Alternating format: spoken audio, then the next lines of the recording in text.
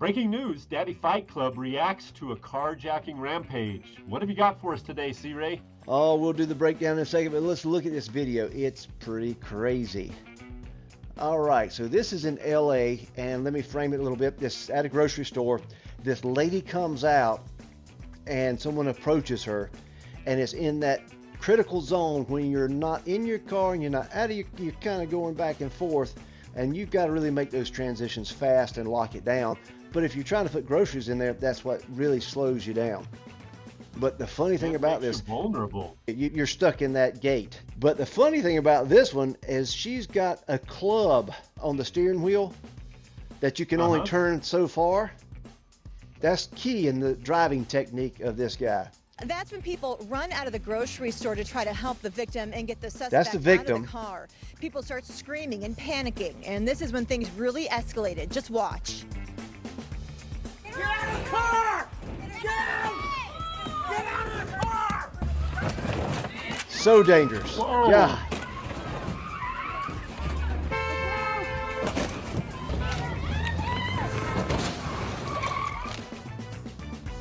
Just total chaos there, and all deputies say about 5 cars were damaged.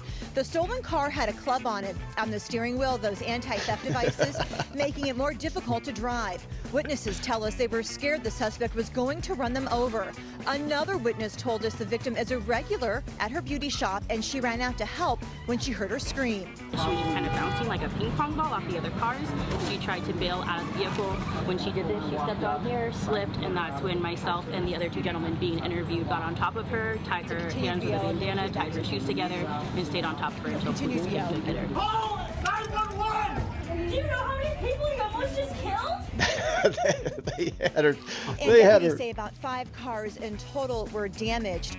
The victims were treated for minor injury. The victim and the suspect were treated for minor injuries, and the suspect was taken into custody and is expected to be booked later today on carjacking charges. So they actually, she slipped and they jumped her and tied her feet together with her shoestrings and a bandana on her arms and held them until law enforcement got there. But the thing about this that's really alarming, if you see the force and the speed that that car is moving, thank God nobody got in the way. Yeah, that could have been deadly. Yeah. Let's look at the breakdown here. Coming out of a store, you've got to really look at the time it takes to get in your vehicle and who's around you. So that's a big deal to consider. Now you think in the middle of the day all those folks around, but you just never know. You can't assume that no one's going to get you. Here's a couple of things that we want to look at when we're thinking about carjacking. Now this was in the day, but still we're looking at always park in a well-lit area and a well-populated area. Lock all doors and windows before leaving the vehicle and while you're in the vehicle, and try to get in the vehicle as fast as possible. One thing, of course, anybody that's carjacking, or most of them, are looking to take something. So if you got anything of value, keep it hidden. Okay? And this is the big one, the see and avoid. Be aware of your surroundings when you approach and when you're leaving the vehicle. And this is one that they did. Consider installing anti-theft device and a steering wheel lock.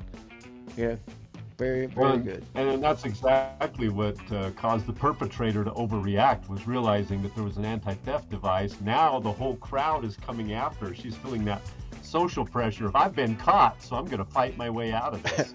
Absolutely. Now, something I installed, I don't know, I should do it again now, but I installed it in high school, was the switch that the law enforcement had in their cars at that point. You could leave it running, but if I hit the switch, it would not drive. That was a really neat deal, and I've got to kind of revisit that. That might be a good Daddy Fight Club hack, that you could sit in your car and let it run, but you hit that switch, it's not going to drive. It's not going to go. I'm aware of devices that you can use to cut off the fuel too. So even though they may drive away, they'll be stuck in traffic and it'll stop on them. Yep. I've heard about those devices as well. I'm going to have the Daddy Fight Club research team and engineers get on this, and we're going to see a little bit further. Remember, guys, go to daddyfightclub.com and get the Don't Be a Victim checklist. It'll help you in all these situations. Carlin, thanks for being here. Hey, we'll see you there.